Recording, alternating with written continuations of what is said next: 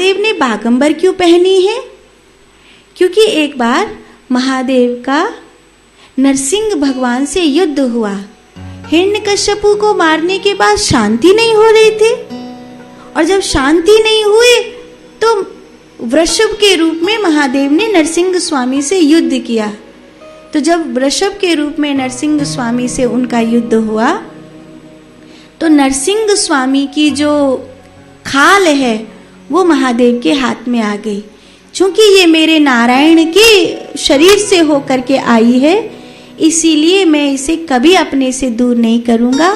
इसलिए महादेव ने उसे हमेशा अपने ऊपर धारण किया है। इसलिए महादेव आपको शेर की खाल में उनका जो फोटो है वो आपको दिखाई देता है। अब जब कभी आप महादेव का फोटो देखते हैं तो महादेव जहाँ बैठे हैं वहाँ एक शेर की मुंडी है जो महादेव के पाँव के पास होकर के निकल रही है। दो राक्षस से बिदल और उत्पल, उनका भगवती ने उद्धार किया था। एक था दुंदुबी।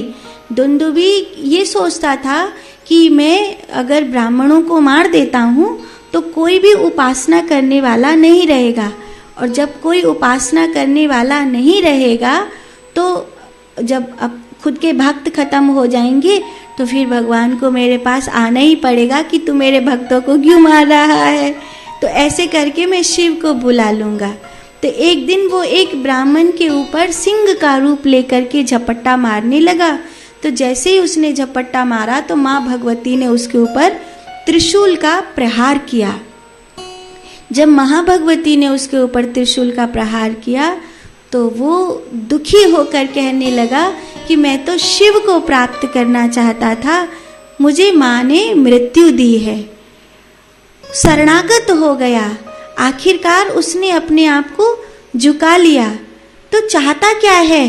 बोले मैं चाहता हूँ कि मैं हमेशा महादेव की सेवा में रहूं, पर तेरे कर्म तो नहीं है सेवा के लायक। इसीलिए महादेव ने कहा चूंकि इसे पार्वती जी की दृष्टि मिली है, इसीलिए इसको कैलाश पर ले चलो और इसकी सेवा यही है कि इसका आसन बना दो और इस आसन के ऊपर बैठो। मर तो सकता नहीं है, इसलिए इसकी मुंडी हमेशा दिखाई देती है और महादेव इसके आसन पर विराजित रहते हैं।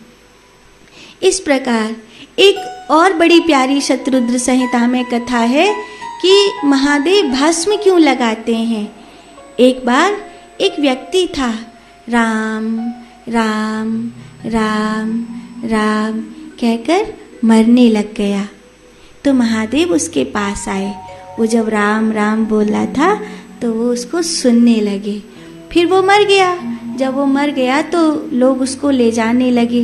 जो लोग उसको ले जा रहे थे वो भी कह रहे थे राम नाम सत्य है। तो महादेव को अच्छा लगा कि देखो राम जी का नाम सत्य है, ये ऐसा कह रहे हैं।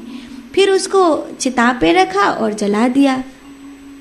अब ना तो कोई ये बोल रहे हैं ना तो ये बोल रहा है, कोई भी राम जी का नाम नहीं बोल रहा है। तो महादेव ने उन लोगों के पीछे पीछे गए कि ये बोले राम जी का नाम सत्य है, लेकिन शमशान तक तो बोल रहे थे। उसके बाद फिर कोई नहीं बोला, सब नहा धो के अपने अपने चल दिए। तो महादेव ने बोला इससे अच्छा तो वही आदमी था जो राम नाम बोलने के बाद फिर कुछ और बोला ही नहीं। तो महादेव उससे मिलने के लिए गए।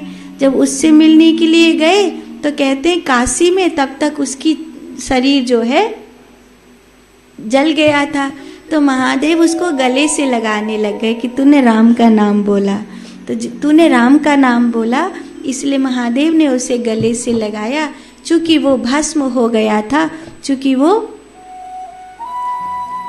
पूरी तरह से मिट चुका था, तो महादेव तब से भस्म धारण करने वाले बन गए। कहते हैं जो भगवान का नाम लेते हुए मृत्यु को प्राप्त होता है उसको महादेव अपना बनाते, उसी की भस्म महादेव को स्वीकार्य होती है, ऐसा कहा जाता है।